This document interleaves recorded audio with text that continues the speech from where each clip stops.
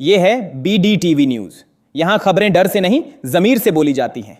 अगर आप भी सच्ची आवाज के साथ हैं तो वीडियो को लाइक करें और चैनल को सब्सक्राइब करें। हिजाब विवाद में अब मामला नीतीश कुमार के गले की फांस बनता जा रहा है। मंच पर मुस्लिम छात्रा का हिजाब खींचने के कथित वीडियो के बाद बवाल थमने का नाम नहीं ले रहा। अब सीएम नीतीश के खिलाफ 3 अलग अलग जगहों पर FIR दर्ज हो चुकी है। सोशल मीडिया पर इस घटना को लेकर गुस्सा उफान पर है। लोग गिरफ्तारी की मांग कर रहे हैं तो नीतीश समर्थक इसे साजिश बता रहे हैं। कानून विशेषज्ञों का मानना है कि अगर सबूत पुख्ता निकले तो सीएम को बड़ी कानूनी मुश्किलों का सामना करना पड़ सकता है।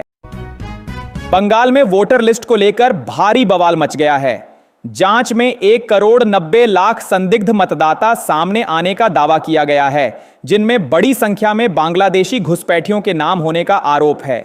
इस खुलासे के बाद सियासी पारा चरम पर है। विपक्ष ने चुनावी धांधली का आरोप लगाया, जबकि सरकार सफाई देने में जुट गई है। चुनाव आयोग पर भी दबाव बढ़ता जा रहा है। ढाका में भारत विरोधी माहौल अचानक तेज हो गया, जिससे सुरक्षा कारणों से भारतीय वीजा सेंटर बंद करना पड़ा। प्रदर्शनकारियों ने भारत पर आंतरिक मामलों में दखल का आरोप लगाया और सड़कों पर नारेबाजी की। हालात बिगड़ते देख प्रशासन अलर्ट मोड में आ गया। हिजाब विवाद पर सियासत और तेज हो गई है। बीजेपी ने तीखा बयान देते हुए कहा कि हिजाब पहनना है तो पाकिस्तान जाएं और साफ कर दिया कि मुख्यमंत्री नीतीश कुमार किसी भी हाल में माफी नहीं मांगेंगे। बयान के बाद बिहार की राजनीति में उबाल आ गया है और विपक्ष ने इसे मुद्दा बनाकर सरकार को घेरना शुरू कर दिया है। राजनीतिक गलियारों में उस वक्त हलचल मच गई जब केंद्रीय मंत्री नितिन गडकरी ने प्रियंका गांधी को अपने खुले दरवाजों का संदेश देते हुए चावल की डिश खिलाई। विपक्ष ने इसे राजनीतिक शिष्टाचार से आगे की मुलाकात बताया। कांग्रेस MP ने भी मुस्कुराते हुए तंज कसा कि सरकार बनी तो सब हिसाब होगा, जिससे सियासी चर्चाएं और तेज हो गईं। नीतीश कुमार के हिजाब विवाद पर सना खान भड़क उठी। उन्होंने तीखे शब्दों में कहा कि घटना देखकर उन्हें इतना गुस्सा आया कि मन हुआ कान के नीचे 2 लगा दूं। उनके इस बयान से सियासी माहौल गर्मा गया है और सोशल मीडिया पर भी बहस तेज हो गई है। ट्रंप के टैरिफ दबाव का भारत ने रणनीतिक जवाब निकाल लिया है। सरकार अब फ्री ट्रेड एग्रीमेंट को सबसे बड़ा हथियार बना रही है।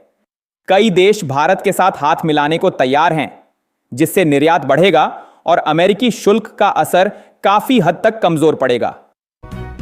पाकिस्तान ने लंबे समय से वैश्विक ताकतवर मंच में अपनी मौजूदगी दर्ज कराने की कोशिश की, लेकिन भारत ने अपनी कूटनीतिक रणनीति से उसे उस मंच के दरवाजे पर ही रोक दिया। भारत ने आतंकवाद, दोहरे मापदंड और भरोसे की कमी को अंतर्राष्ट्रीय बहस का मुद्दा बनाया। इससे पाकिस्तान की विश्व स्तर पर साख प्रभावित हुई और उसका प्रभाव कमजोर पड़ा। विशेषज्ञों का मानना है कि भारत की यह चाल अंतर्राष्ट्रीय राजनीति में उसकी स्थिति मजबूत करेगी, जबकि पाकिस्तान को अपनी नीतियों पर पुनर्विचार करना होगा। अंतर्राष्ट्रीय समुदाय में भारत की प्रतिष्ठा और बढ़ी। पुतिन ने हाल ही में एक बयान में भयानक गुस्सा दिखाया और अमेरिका सहित कई देशों को कड़ी चेतावनी दी। उन्होंने वो छोटे स्वर कहकर अपनी नाराजगी जाहिर की जो अंतर्राष्ट्रीय मंच पर रूस के फैसलों और सुरक्षा हितों को चुनौती दे रहे हैं। पुतिन की तीखी प्रतिक्रिया ने वैश्विक कूटनीति में हलचल मचा दी है और यह सवाल खड़ा कर दिया है कि क्या अमेरिका और उसके सहयोगी रूस के रुख को गंभीरता से लेंगे या फिर भविष्य में और टकराव बढ़ सकता है।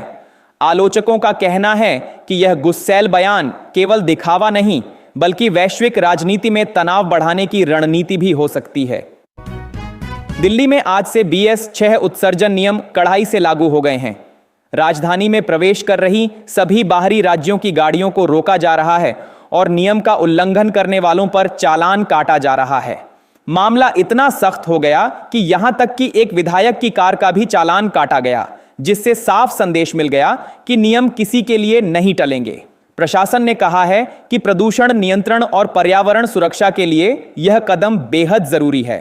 नागरिकों और वाहन मालिकों को चेताया जा रहा है कि नियमों का पालन तुरंत करें, वरना जुर्माना और पेनल्टी बढ़ सकती है। यूपी में ठंड ने अपना कहर दिखाना शुरू कर दिया है और पूरे प्रदेश में लोगों की जिंदगी मुश्किल हो गई है। घने कोहरे के बीच 14 जिलों में रेड अलर्ट जारी किया गया है, जिससे सुबह सुबह सड़कें और ट्रैफिक दोनों प्रभावित हो रहे हैं। मौसम विभाग ने चेतावनी दी है कि दिन में भी तापमान बेहद कम रहेगा और लोग ठंड से कांपते नजर आएंगे। प्रशासन ने नागरिकों से अपील की है कि वे गर्म कपड़े पहनें और अनावश्यक बाहर निकलने से बचें। स्वास्थ्य और यातायात दोनों पर असर पड़ सकता है।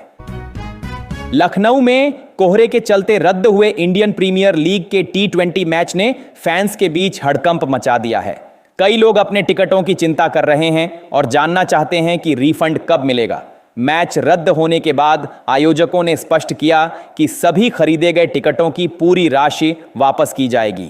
ऑनलाइन खरीदे गए टिकटों की पूरी राशि वापस की जाएगी कि पैसे सीधे उसी प्लेटफॉर्म या बैंक खाते में वापस आएंगे जिससे भुगतान किया गया था। स्टेडियम से खरीदे गए टिकटों के लिए निर्धारित काउंटर पर जाकर या आधिकारिक वेबसाइट पर आवेदन करने की प्रक्रिया है। फैंस को सूचित किया गया है कि रिफंड प्रक्रिया जल्द शुरू कर दी जाएगी। वेनेजुएला को लेकर अंतर्राष्ट्रीय राजनीति में नया तूफान उठ खड़ा हुआ है। अमेरिकी राष्ट्रपति ट्रंप और रूसी राष्ट्रपति पुतिन के बीच खुला महासंग्राम शुरू हो गया है।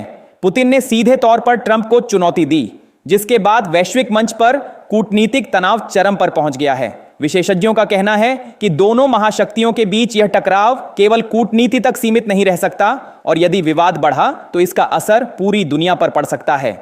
कई देशों ने सुरक्षा सतर्कता बढ़ा दी है और संयुक्त राष्ट्र ने भी मामले पर ध्यान केंद्रित किया है। सड़क हादसों की भयावहता ने संसद में हड़कंप मचा दिया। केंद्रीय सड़क परिवहन और राजमार्ग मंत्री नितिन गडकरी ने गंभीर चेतावनी दी कि सड़क दुर्घटनाओं में प्रतिवर्ष मरने वालों की संख्या कई युद्धों से भी अधिक है। उन्होंने टोल टैक्स और सड़क सुरक्षा के हालिया सुधारों का भी उल्लेख किया, जिससे यात्रियों की सुरक्षा बढ़ाने और दुर्घटनाओं को कम करने का प्रयास किया जा रहा है। गडकरी ने सांसदों को आंकड़ों के माध्यम से सचेत किया और कहा कि यदि जागरूकता और कड़े नियम नहीं अपनाए गए तो हालात और भयावह हो सकते हैं। सोने और चांदी के बाजार में अचानक हलचल मच गई है। रिकॉर्ड तेजी के बाद चांदी की कीमतों ने अचानक गिरावट दिखाई और कुछ ही घंटों में 3,500 रुपये तक सस्ती हो गई। इस उछाल गिरावट ने निवेशकों और गहनों की खरीदारी करने वालों को चौंका दिया। विशेषज्ञों का कहना है कि वैश्विक बाजार में उतार चढ़ाव, डॉलर की मजबूती और आर्थिक संकेतकों ने इस तेजी और गिरावट को प्रभावित किया है। अब निवेशकों की नजरें नई कीमतों पर टिकी हैं और लोग सोच रहे हैं कि खरीदारी के लिए सही समय कब आएगा। चीन के खिलाफ तनाव अब और बढ़ गया है। अमेरिका ने ताइवान को 90,000 करोड़ रुपए के आधुनिक हथियार दिए, जिससे ड्रैगन की सांसें तेज हो गई हैं। ट्रंप प्रशासन ने यह कदम न सिर्फ सुरक्षा बढ़ाने के लिए उठाया, बल्कि चीन को स्पष्ट संदेश भी दिया कि ताइवान के खिलाफ कोई भी आक्रमण बर्दाश्त नहीं किया जाएगा। सैन्य विशेषज्ञों का मानना है कि इस हथियार सप्लाई से ताइवान की रक्षा क्षमता में जबरदस्त वृद्धि होगी और चीन की रणनीति पर दबाव बढ़ेगा। वैश्विक राजनीति में इसका असर काफी व्यापक हो सकता है। IND वर्सेस SA चौथा T20 मैच फैंस के लिए भारी निराशा बन गया। भारत और दक्षिण अफ्रीका के बीच होने वाला यह मुकाबला कोहरे की वजह से रद्द कर दिया गया। स्टेडियम में बैठे कई फैंस को अपने पैसे और मेहनत का पछतावा हुआ। जैसे कि एक शख्स ने कहा, 3 बोरी गेहूं बेचकर खरीदा था टिकट। मैच रद्द होने से न सिर्फ दर्शक नाराज हुए, बल्कि सोशल मीडिया पर भी गुस्से की लहर दौड़ गई।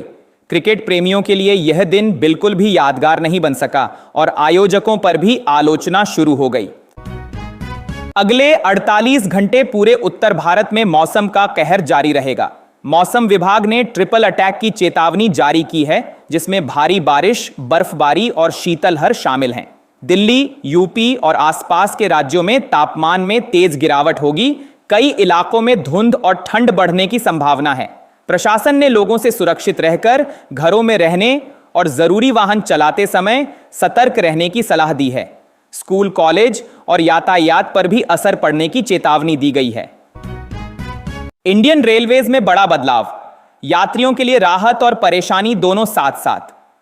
अब तत्काल टिकट के नियम में संशोधन किया गया है, जिसके तहत अब तत्काल टिकट लेने वाले यात्रियों को नए प्रावधानों के तहत सेवा मिलेगी।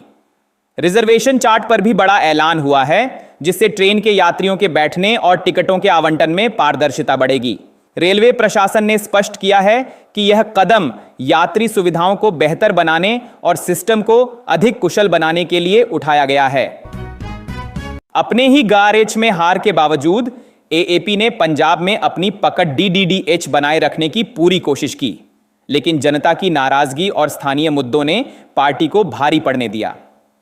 चुनाव परिणामों ने दिखा दिया कि सिर्फ नाम और प्रचार से काम नहीं चलता। जीसैंग कार्यकर्ताओं और रणनीति की कमजोरी साफ नजर आई। हार के बावजूद पार्टी का दबदबा बरकरार है, लेकिन विरोधी दल बीजेपी और कांग्रेस अब सूपड़ा साफ करने की तैयारी में हैं।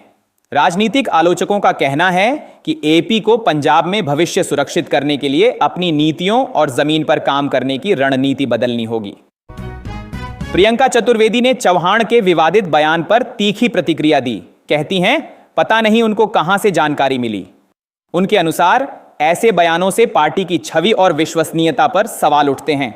कांग्रेस के कुछ अंदरूनी नेताओं ने भी चौहान से दूरी बना ली है, जिससे स्पष्ट होता है कि पार्टी के भीतर गुटबाजी और भरोसे की कमी है। राजनीतिक आलोचक मानते हैं कि ऐसे बयान न सिर्फ पार्टी की एकजुटता को कमजोर करते हैं, बल्कि विरोधियों को भी फायदा पहुंचाते हैं। प्रियंका का यह रुख बताता है कि अब नेताओं को सोच समझकर और जिम्मेदारी से बोलने की जरूरत है।